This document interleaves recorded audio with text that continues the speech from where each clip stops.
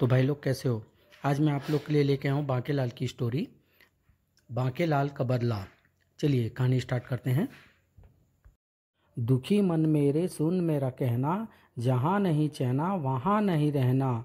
दुखी मन मेरे, लो कर लो बात। किस्मत फूटती है मेरी हर बार मेरी, और दुखी हो रहा है मोटा मुच्छर नास पिटा सड़ जाना। सहसा बांकेलाल की निगाहें जा अटकी पके जामुनों के उस वृक्ष पर, और अगले ही पल उसकी राल उसका गिरबान भिगोने लगी। यम यम यम पके जामुन, वाह ठहरिए महाराज, जरा जामुनों से मुंह काला करते जाइए। बांकेलाल क्या कह रहे हो? मेरा मतलब है महाराज कि आगे बढ़ने से पूर्व क्यों न छक कर पके हुए जामुन खा लिया जाए। देखिए बंदर भी तो कितने मज़े से खा रहे हैं। ठीक है बांकेलाल, तुम मेरे लिए जामुन लेकर आओ, तब तक मैं उस चट्टान पर बैठकर थोड़ा विश्राम करता हूँ। ठीक है महाराज, आप यहाँ विश्राम कीजिए, मैं आपके लिए जामुन लेकर आता हूँ। बांकेलाल को वृक्ष पर चढ़ता देखकर सभी बंदर भी इधर उधर हो लिए थे। बांकेलाल ने वृक्ष पर चढ़कर छक कर जामुन खाए। जामुन एकत्रित करने के लिए मेरे पास कोई पात्र तो है नहीं, जामुनों को नीचे ही गिरा देता हूँ। वृक्ष से उतर कर उन्हें महाराज के लिए इकट्ठा कर लूँगा। तत्पश्चात बांकेलाल वृक्ष से नीचे उतरने लगा, और उधर अत्यधिक थके होने के कारण विक्रम सिंह की आंख भी तुरंत लग गई थी। ऐसे में एक अज्ञात खतरा विक्रम सिंह के इर्द गिर्द अपना फन फैला रहा था। बड़ा ही खतरनाक दृश्य था। कच्छकूप अपने काम में कभी असफल नहीं होता। मेरा खाल पर लगी मूर्छित औषधि की गंध के प्रभाव से ये मूर्छित हो चुका है। अब मैं नदी में चलूं। और इसी पल बांकेलाल की निगाहें पड़ी उस हैरत अंगेज दृश्य पर। अरे यह क्या महाराज, जिस चट्टान पर निद्रा मग्न है वह वास्तव में एक भयानक राक्षस जीव है, जो कि महाराज को नदी में लिया जा रहा है। भयंकर प्रसन्नता से उछल पड़ा बांके। याहू, डूब गई महाराज की जीवन की लूटिया, मिल गया छुटकारा मुच्छड़ से। मगर प्रत्यक्ष इतनी धीरे से चीख कर बांके उस और भागा कि चीखने की आवाज़ बांके के खुद के कानों तक भी न पहुंची। महाराज खतरा, महाराज जागिए मत, सोइए रहिए, जामुनों की परवाह मत कीजिए, मैं बंदरों को खिला दूंगा। आह महाराज, आपके बाद मेरा क्या होगा? बांके के देखते ही देखते विक्रम सिंह नदी के अथाह जल में खोकर रह गए। मैं तो बैठे बैठाए बन गया ना विशालगढ़ का राजा। महाराज इतने निर्दयी मत बनिए, लौट आइए अपने प्यारे बांके के पास और ले लीजिए अपने बदबूदार मुंह से मेरे गाल पर पुच्ची। चुब्बे बांकेलाल, कहीं मुच्छड़ सचमुच लौट आया तो? और फिर जब काफ़ी देर तक भी विक्रम सिंह नदी के जल से बाहर ना निकला तो याहू, वही दुख भरे दिन बीते रे भैया, अब सुख आयो रे, झूम बराबर झूम बांके, झूम बराबर झूम। मुच्छड़ को मरता देखकर मेरा मन प्रसन्नता से डोले, ओले ओले तन डोले मेरा मन डोले, बांके का हुआ बेड़ा पार रे, अब कौन बजाए बांसुरिया। टी टी सस सांप, फुस फुस, तेरी टी निकालने ही तो मैं अपने बिल से बाहर निकला हूँ। कमबख्त 2 घंटे से गला फाड़कर चिल्ला रहा है, फुस फुस। भाग बांकेलाल, मुझे जहरीला सांप समझकर डर कर भाग गया, जबकि मैं केवल चूहे खाने वाला बिना विष का सांप हूँ। ही। इधर बांकेलाल 2 ही कदम भागा होगा कि जा टकराया उस जिस्म से, धाड़। आह, यह कौन आ गया मेरी राह में? मर गए, ये तो राक्षस है। कौन हो तुम? दुरूड़। राक्षस के मुंह से निकला स्त्री सा स्वर। मैं एक छोटा सा नन्हा सा प्यारा सा बच्चा हूँ राक्षस का, और मेरा नाम है लड़की। भाग कर कहाँ जा रहा था? मैं बहुत देर से तेरा नाच देख रहा हूँ। तेरे जैसा नचैया मैंने आज तक नहीं देखा। नाच, जब तक तेरे पाँव चलेंगे तेरी सांस चलेगी, तेरे पाँव रुकेंगे तेरी सांस रुकेगी। और उसकी स्त्रीयोचित आवाज़ सुनकर बांके की छूट गई हंसी। दूसरे ही पल उसने अपने स्वर को खतरनाक बनाता हुआ गरज उठा, बांकेलाल, अबे जा बड़ा आया राक्षस का बेटा। लड़की, मैं कोई तुझसे डरता हूँ? चल तू नाच, वरना मैं तेरा सिर तोड़ दूंगा। मेरा डमरू छीन लिया? बापू माँ, अब तो भगवान मानव भी मुझसे भयभीत नहीं होते। दुड़की होले बेटा बांके, कहीं इसके माता पिता आ गए तो तेरा डमरू बजा देंगे। अबे चुप हो जा, छोड़ दिया तुझे बांके ने। भाग खड़ा, भाग, बड़ा आया राक्षस का बेटा। लड़की, जिस बात का भय था वही हुआ। कहाँ जाता है? अगर तू राक्षस चंद्रकाल के हाथों बच कर भाग गया तो राक्षस जाति का पूरा नाम मिट्टी में मिल जाएगा। ई मेरे लाल, मेरे पुत्र। लड़की, माँ, इसने मेरा डमरू छीन लिया और मुझे नाच भी नहीं दिखाया। मुझसे जानवर तो जानवर, अब मानव भी भयभीत नहीं होते। चुप हो जा मेरे लाल, देख मैं तेरे लिए क्या लाई हूँ। आहा, चुप्पा, यम यम। ले बेटा लड़की डमरू बजा, हम पहले इसका नाच देखेंगे और फिर इसका मांस का भोजन करेंगे और मैं चूसूंगा चुप्पा यम यम। हाँ तो मानो भैया जल्दी से शुरू हो जाओ वरना गदा मार कर अभी तोड़ता हूँ तेरा सिर। और बेचारा बांके मरता क्या न करता कि पग घुंघरू बांध मीरा नाची थी और बांके नाचे बिन घुंघरू के। मैं जरा इसकी तिक्का बोटी करने के लिए गंडासे की धार तेज कर लूं। इसी के साथ अचानक ही सिर पर पांव रखकर भागा बांकेलाल। भाग बेटा बांके, यही मौका है वरना नाच देखने के बाद ये तेरी एक भी हड्डी साबुत नहीं रहने देंगे। माँ बापू वो भाग रहा है। और फिर आसपास का पूरा जंगल छान डालने के बाद भी राक्षस चंद्रकाल को बांकेलाल ना मिला। कहाँ गायब हो गया? बस एक ही बार दिख जाए वो कमबख्त। आह काश मेरे पुत्र की आवाज़ भी शेष राक्षसों के समान रौबदार होती तो आज हमें शिकार ढूंढने के लिए चेष्टा न करनी पड़ती। तब हमारा लड़की ही हमारे लिए शिकार लेकर आता। इधर भागता हुआ बांकेलाल जाकर गिरा उस गड्ढे में। आह मरा, उफ, ये गड्ढा खोदकर ऊपर से घास किसने ढक दी? जरूर ये काम शिकारियों का होगा, पर शुक्र है कि अधिक गहरा न था गड्ढा। आह उई आह, ये कौन मेरे थोबड़े पर आ गिरा? और उधर जैसे ही दुरुस्त हुए बांकेलाल के होश की आसमान से गिरे खजूर पर अटके। डूब ईब की होगा, अब तो वही होगा जो मंजूरे चीता होगा। ये कौन है और मुझे इस प्रकार क्यों घूर रहा है? कहीं ये मुझे खा तो नहीं जाएगा? जब से मुझे होश आया है मुझे कुछ याद नहीं आ रहा कि मैं कौन हूँ। लगता है मैं अपनी याददाश्त भूल गया हूँ। चीता भाई तुम शाकाहारी हो ना? मांस खाना अच्छी आदत नहीं होती। और तब मन ही मन चौंक पड़ा बांकेलाल। ओह, ये चीता तो मुझे कुछ भी नहीं कह रहा। इसका मतलब ये सचमुच शाकाहारी है। जंगल के चीतों में अभी भी शराफत बाकी है तो धन्य है प्रभु, ये मुझे खा ना जाए वरना मैं तो बेमौत मारा जाऊंगा। अब बांकेलाल ने नापी गड्ढे की ऊंचाई। ओह, अगर मैं इस चीते की पीठ पर खड़ा हो जाऊं तो आसानी से बाहर निकल सकता हूं। और इस प्रकार बांकेलाल चीतों को खींच लाया गड्ढे की दीवार के निकट। चीता भाई तुम हिलना नहीं, पहले मैं यहाँ से बाहर निकल जाऊँ फिर तुम्हें भी बाहर निकाल दूंगा। ओह, इसका मुझे खाने का कोई इरादा नहीं दिखता, ये तो कोई शरीफ जानवर दिखता है। इस प्रकार चीते की पीठ पर चढ़कर बांकेलाल बाहर आ गया। जान बची लाखों पाए, अब भागो। पर सहसा एक विचार के आते ही ठिठक गया बांकेलाल। बांकेलाल, ये चीता निहायत ही शरीफ है। अगर तू इसे अपना वाहन बनाकर निकट के किसी नगर में प्रवेश करे तो पूरे नगर में तेरे चर्चे होंगे। और इस विचार के मन में आते ही, आजा भाई चीता, बाहर आजा, आज से हम दोनों मित्र हुए। पर मैं हूँ कौन?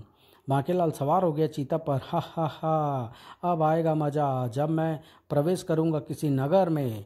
मुझे इस बांकेलाल का कहा मानना ही पड़ेगा वरना कहीं ये क्रोध में आकर मुझे खा न जाए। आकाशगढ़, जहाँ का राजा तो था जमीन सी है मगर हुकूमत चलती थी रानी चंद्रिका की। अजी जरा ठीक से पाँव दबाइए, आज क्या भोजन नहीं किया? रानी चंद्रिका, तुम तो जानती हो कि जब तक तुम भोजन न कर लो मैं भी कुछ नहीं खाता। ओह, आज तो मेरा व्रत है। रानी चंद्रिका, राज दरबार का समय हो गया है, तुम्हारी आज्ञा हो तो मैं राज दरबार में हो आऊँ? अवश्य अवश्य, किंतु राज दरबार की कार्यवाही करते समय शीघ्र ही वापस लौट आइएगा महाराज, क्योंकि अभी आपको मेरा सिर भी दबाना है और संध्या की सैर पर भी ले चलना है। ठीक है रानी चंद्रिका, मैं गया और आया। अगर मुझे पता होता कि रानी चंद्रिका को पति की नहीं एक दास की जरूरत है तो मैं कभी भी रानी चंद्रिका से विवाह करके घर जवाई न बनता और मामूली इंसान से राजा बनने का स्वप्न न देखता। पर अब क्या हो सकता है। इधर बांकेलाल ने भी आकाशगढ़ में प्रवेश किया। अरे वो देखो, चीते ने अपने आप नगर में प्रवेश नहीं किया बल्कि उस नौजवान को देखो जो उस पर सवारी गांठे बैठा है। भागो, चीता नगर में घुस आया। बड़ी शान के साथ नगर में से गुजरा बांकेलाल। वाह, सब लोग मुझे देखकर भयभीत हो रहे हैं, कितना मजा आ रहा है मुझे। भागो चीता, पता नहीं चल रहा कि खूंखार चीता है या उसका सवार। बांकेलाल के आगमन पर नगर में खलबली सी मच गई। पेड़ पर चढ़ जा बेटा लल्लू, क्योंकि शेर चीते पेड़ पर नहीं चढ़ सकते। उधर संध्या की सैर को निकली थी रानी चंद्रिका। महाराज, हम तुम एक जंगल से गुजरे और शेर आ जाए तो क्या होगा? रानी चंद्रिका, शेर से मैं कहूँगा कि तुम्हें छोड़कर मुझे खा जाए, पर फिर भी वो तुम्हें ही खाने की जिद करे तो मज़ा आ जाए। वह क्या महाराज, ये सब इतने भयभीत होकर कहाँ भागे जा रहे हैं? मुझसे ज़्यादा भयभीत तो संसार में दूसरा कोई ना होगा। जब मैं नहीं भाग रहा तो फिर ये क्यों भागे जा रहे हैं पता नहीं। चीता, महाराज चीता, ओह राजा रानी की सवारी। शुक्र है घोड़े चीते को देखकर बिदक गए। महाराज, घोड़े बेकाबू हो गए हैं, अपनी म्यान से अपनी तलवार खींचकर स्वयं ही आत्मरक्षा के लिए तैयार हो जाइए।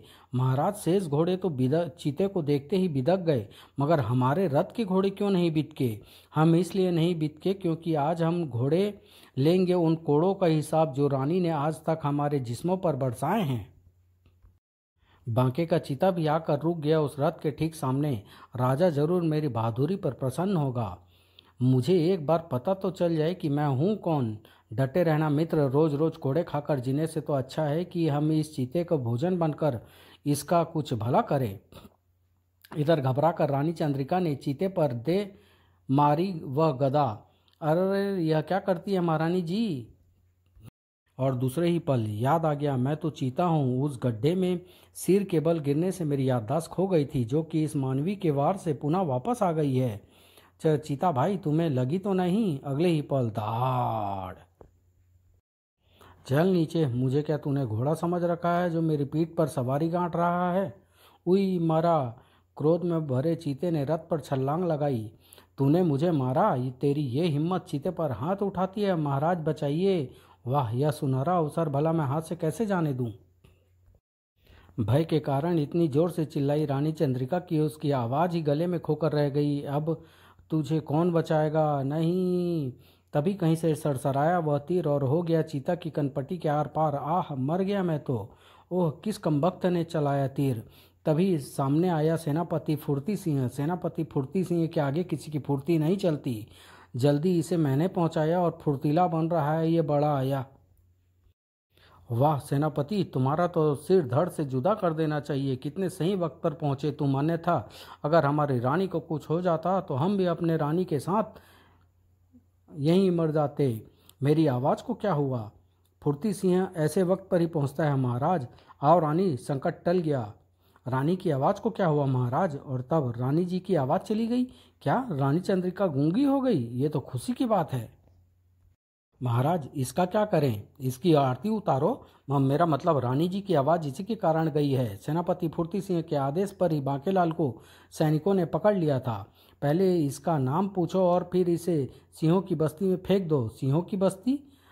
हाँ, अब जल्दी से अपना नाम बोलो। मेरा नाम बांकेलाल है। मगर महाराज, मेरी बात तो सुनिए, मैं बिल्कुल बेकसूर हूँ। वह चीता तो बहुत शरीफ आदमी था, मेरा मतलब जानवर था। पता नहीं अचानक कैसे खूंखार हो उठा। इसे ले जाओ और फेंक दो सिंहों की बस्ती में। सैनिक बांकेलाल को पकड़ कर ले चले सिंहों की बस्ती में। निर्दोष हूँ महाराज, मुझे सिंहों की बस्ती में मत फेंकिए। घबराओ नहीं बांकेलाल, तुम्हें वहां बचने का एक अवसर जरूर दिया जाएगा। और बांकेलाल को बैठा दिया गया उस उड़न खटोले पर, जो कि सैनिकों के द्वारा धक्का दिए जाते ही लुढ़क पड़ा उस ढलान पर। बांकेलाल, इस भयानक वन में सिंहों का राज है और तुम्हारे पास बचने के लिए है सिर्फ एक पिंजड़ा। अगर तुमने उस पिंजरे से बाहर निकलने की चेष्टा की तो फिर ईश्वर ही मालिक है। पछताओगे, बहुत पछताओगे तुम आकाशगढ़ के वासियों। आह। बांकेलाल आप फंसा उस पिंजरे में और इसी पल भयानक गर्राहटों से गूंज उठा संपूर्ण वन, जिन्हें सुनकर रोंगटे खड़े हो गए उसके। अरे बाप रे, लगता है जैसे सैकड़ों सिंह एक साथ मिलकर दहाड़ रहे हों। सबसे भयंकर दहाड़। और निगाहें अपने चारों ओर दौड़ाते ही बांकेलाल के देवता कुछ कर गए। हो गई उसकी सिट्टी पिट्टी गुम। बांकेलाल, क्या ऐसी स्थिति में कोई भी फंसा हो तो उसका भी हाल वैसा ही होता? सिंहों की बस्ती के ये 20 सिंह मेरे तिक्का बोटी एक करने को बेचैन हो रहे हैं, और तो प्राण बचाने का यह अवसर दिया है मुझे उस कमबख्त राजा ने कि जंगल के बजाय इस पिंजरे में फिकवाया। अबे हाथ तो मिला दे। तू तो ऐसे डर रहा है जैसे मैं तुझे खा ही जाऊंगा, लेकिन वहाँ मैं भूखा प्यासा कितने दिन जीवित रहूंगा? और अगर मैंने यहाँ भोजन की तलाश में बाहर निकलने की चेष्टा की तो भोजन किसे मिलेगा? ये तो आप देख ही रहे हैं ना। रात भर झपकी न ले सका बांकेलाल। राजा के बच्चे, अगर मैं यहाँ से किसी प्रकार बच निकला तो समझ ले कि तुझ पर मैं बिजली बनकर गिरूंगा। रात भर सभी सिंह भी पिंजरे के बाहर ही बैठे रहे और फिर प्रातः ही बांकेलाल का बदला बहुत भयानक होगा राजा। साथियों, अगर हम यहीं बैठे रहे तो ये मानव भूखा मर जाएगा, मगर पिंजरे से बाहर नहीं निकलेगा। अच्छा होगा कि हम इधर उधर छिप जाएं और भोजन की तलाश में जैसे ही ये मानव बाहर निकले हम इसकी तिक्का बोटी तुरंत नाप दें। कैसी रहेगी ये योजना? वाह, क्या योजना है।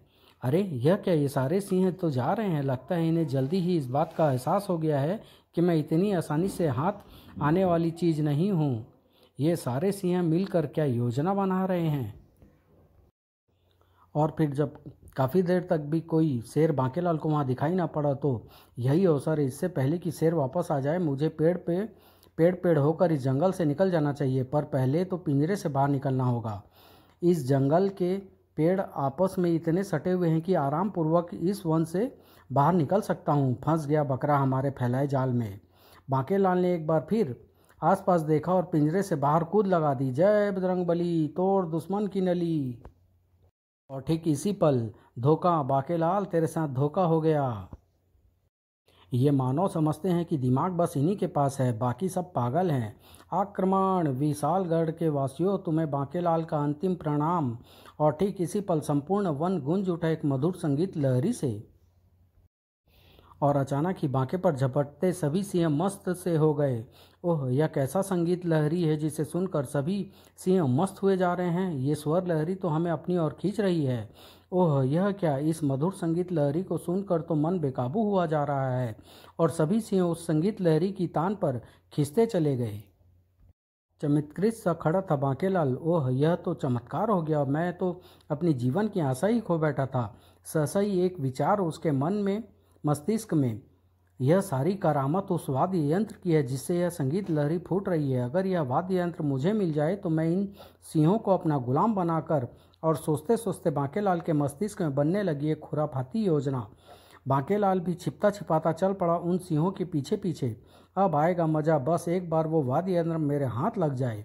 और इस प्रकार बांकेलाल शीघ्र ही जा पहुंचा उस संगीत लहरी के उद्गम स्थल तक। ओह, यह दड़ियल साधु बजा रहा है उस वाद्य यंत्र को। जब सभी सिंह साधु के चारों ओर आज्ञाकारी बच्चों की तरह मजमा लगाकर बैठ गए तब जय हो संगीत सम्राट बाबा की, साधु बाबा की जय हो। तभी बांके की ओर देखकर आश्चर्य के साथ कह उठा वह साधु, पुत्र तुम इस भयानक वन में क्या कर रहे हो? कौन हो तुम? महाराज, मैं बांकेलाल हूँ, इस वन में फंस गया हूँ। आपके इस वाद्य यंत्र ने मुझे इन सिंहों से बचा लिया, अन्यथा ये मुझे अब तक फाड़कर अपना भोजन बना चुके होते।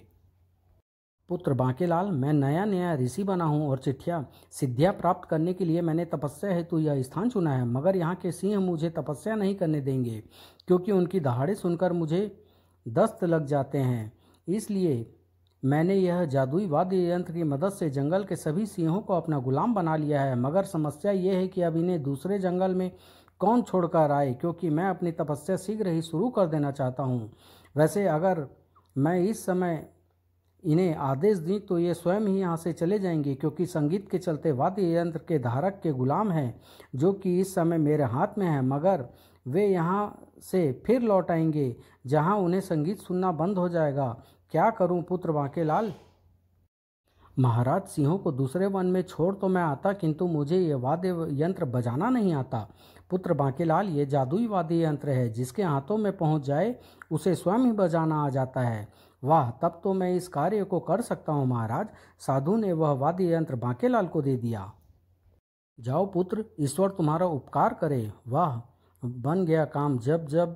अब जब मैं इन सिंहों को लेकर पहुंचूंगा आकाशगढ़ तो पता चल जाएगा उस राजा के बच्चे को भी। वाद्य यंत्र बजाता हुआ बांकेलाल चल पड़ा आकाशगढ़ की ओर और अब उसके पीछे पीछे चल रहे थे सैकड़ों सिंह। किंतु बांकेलाल ध्यान रहे, इन्हें जल्दी ही किसी वन में पहुंचा देना, अन्यथा अधिक समय तक संगीत लहरी में मस्त रहने के बाद ये सब मूर्छित हो जाएंगे। कितना परोपकारी बालक है। लेकिन इसका क्या करें कि बांकेलाल को साधु की वह बात सुनाई ही नहीं पड़ी। और यह क्या, आकाशगढ़ में यह कौन प्रवेश कर रहा है? ये तो विक्रम सिंह है। ओह, पता नहीं मेरा बांकेलाल इस समय कहाँ होगा। मुझे न पाकर वो कितना परेशान व उदास होगा।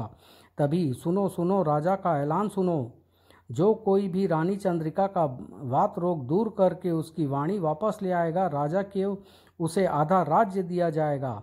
और महल के कक्ष में, आह रानी चंद्रिका, तुम्हारी आवाज़ क्या गई। मेरा तो दिन का चैन और रातों की नींद ही यह सोचते सोचते उड़ गई कि तुम्हारी वाणी किस प्रकार आए। विवाह के पश्चात कल मैं प्रथम बार चैन की नींद सोया हूँ। बल्कि हमने तो यह ऐलान भी करवा दिया है कि जो कोई भी तुम्हारी वाणी वापस लाएगा हम उसे आधा राज्य दे देंगे। और आधा राज्य देने से पूर्व उसे सांप से डसवा देंगे। पर बेचारी रानी क्या कहती। तभी महाराज विक्रम सिंह नामक व्यक्ति आया है और वह कहता है कि उसके पास एक औषधि है जिसे खाने से कैसा भी वात रोग दूर हो जाता है। क्या? यह सुनते ही प्रसन्न हो उठी रानी चंद्रिका और राजा को मजबूरन विक्रम सिंह को भीतर लाने का आदेश देना ही पड़ा। जबकि उसी समय राक्षस देव प्रसन्न हो दर्शन दे। आखिर राक्षस देव को प्रसन्न करने में सफल हुई राक्षसी। वर मांगो पुत्री, मैं तुम्हारी कठिन तपस्या पर भयंकर प्रसन्न हुआ। मुझे और कुछ नहीं चाहिए राक्षस देव, केवल मेरे पुत्र का वात रोग दूर करने की कृपा करें।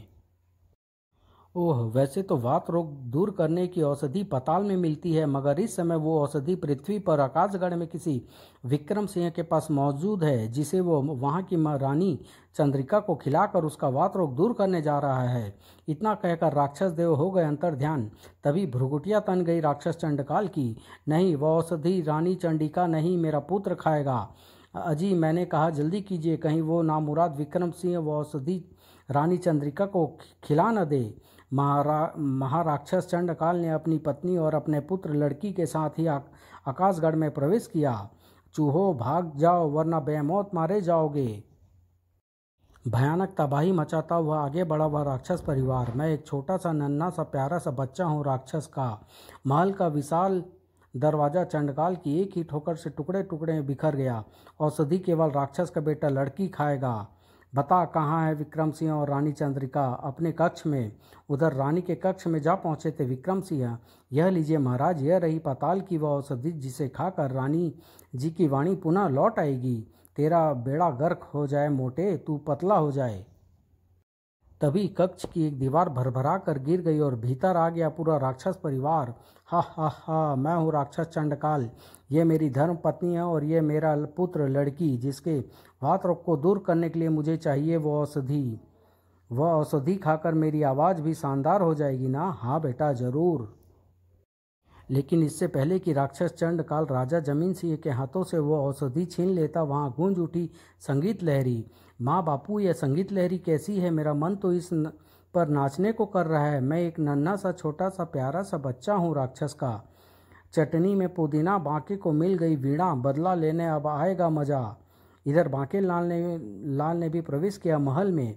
अरे यह क्या, चारों ओर घनघोर शांति छाई है। महल का मुख्य द्वार भी टूटा पड़ा है और जब कक्ष में भीतर प्रविष्ट हुआ बांके लाल तो उसे देखते ही विक्रम सिंह की खिल गई बाँछें। मेरा प्यारा बांके लाल, राजा देख, हाँ देख, तेरा हाजमा बिगड़ा जाए। बांकेलाल के साथ ही भीतर प्रविष्ट हुई सिंह सेना। उफ, ये बांकेलाल सैकड़ों सिंहों को यहाँ लेकर क्यों आया है? ये तो वही बांकेलाल, वही है बांकेलाल। अरे बाप रे, ये तो वही राक्षस चंडकाल है। मर गए और ये मुच्छड़ जिंदा होकर यहाँ कैसे पहुँच गया? बांकेलाल की ओर झपट पड़ी राक्षसी। अजी, मैं इस बांकेलाल को पकड़ती हूँ और आप इस औषधि पर कब्जा कीजिए। मर गए बेटा बांके, अब अगर जान बचानी हो तो। बांके ने सिंहों को दे दिया आदेश, आक्रमण, खत्म कर दो इन राक्षसों को। बचाओ स्वामी, से टूट पड़े राक्षसी पर। लेकिन एक न चली राक्षस चंडकाली की। बचाओ। 20 सिंहों ने मिलकर राक्षस चंडकाल, उसकी पत्नी और उसके बेटे की बोटी बोटी अलग कर डाली। तब विक्रम सिंह ने कहा, रानी जी जल्दी कीजिए, यह औषधि खा लीजिए ताकि आपकी वाणी ठीक हो सके। जल्दी करो रानी, यही अवसर है, अपने सभी दुश्मनों को शेरों का भोजन बनवा देता हूँ और कर लेता हूँ आकाशगढ़ के राज सिंहासन पर अधिकार। लेकिन इससे पहले कि बांकेलाल ऐसा कोई आदेश दे पाता, सभी सिंह एकाएक मूर्छित होते चले गए। ओह, ये सब तो मूर्छित हो गए। आधी टूट गई अब मेरी योजना की टांग। और अब मेरा प्यारा बांकेलाल, मैं जानता था कि तुम मुझे ढूंढ ही लोगे। मेरी वाणी लौट आई। हे प्रभु, अब मुझे बहरा कर दे। महाराज, मैंने आपको कितनी आवाज़ें लगाई पर आपकी नींद न टूटी, और जब तक मैं वृक्ष से उतर कर नीचे आया तब तक वह भयानक जीव आपको लेकर नदी में समा चुका था। हाँ बांकेलाल। कच्छप हमें लेकर पहुंचा पाताल नगरी के राजा उलट सिंह के पास, जो कि अपनी प्रजा सहित एक भयानक रोग से ग्रस्त थे। ऐ मानव, मेरे और मेरी समस्त प्रजा के सिर में भयानक पीड़ा रहती है, जिसका उपचार करने के लिए हमने तुम्हें पृथ्वी से यहाँ बुलाया है, क्योंकि पाताल लोक के राजवैद्य भी इस रोग को समझ नहीं पाए और हमने सुना है कि पृथ्वी बुद्धिमान मानव से भरी पड़ी है। ओह, किंतु महाराज, आप इस प्रकार उल्टे क्यों हैं? उल्टे हम कहाँ हैं मानव, उल्टे तो तुम खड़े हो। पाताल लोक के सभी नागरिक तो इसी प्रकार रहते हैं। ओह महाराज, अगर आप मेरी तरह सीधे खड़े होकर रहेंगे तो आपकी पीड़ा कुछ ही देर में दूर हो जाएगी। इस प्रकार जब मैंने उनकी पीड़ा दूर कर दिया तो ओह, हमारे सिर की पीड़ा दूर हो गई। वाह विक्रम सिंह जी, यह लीजिए, यह औषधि आप रख लें। इस औषधि से गूंगे भी बोल सकते हैं और किसी भी प्रकार का वात रोग दूर हो सकता है। और तब बांकेलाल, हमें भी क्षमा कर दो, हमने तुम्हारे साथ बुरा बर्ताव किया, जबकि तुमने भयानक राक्षस परिवार से हमारी नगर की रक्षा की। वह तो ठीक है महाराज, मगर अब इन सिंहों को होश में आने से पूर्व किसी जंगल में फिंकवा दीजिए। तभी बांकेलाल के हाथ से गायब हो गया वो वाद्य यंत्र भी। ओह, कार्य पूरा होते ही वह वाद्य यंत्र भी मेरे हाथ से गायब हो गया। फूटी किस्मत मेरी। और इस प्रकार एक बार फिर विक्रम सिंह और बांकेलाल चल पड़े विशालगढ़ के सफर को। समाप्त।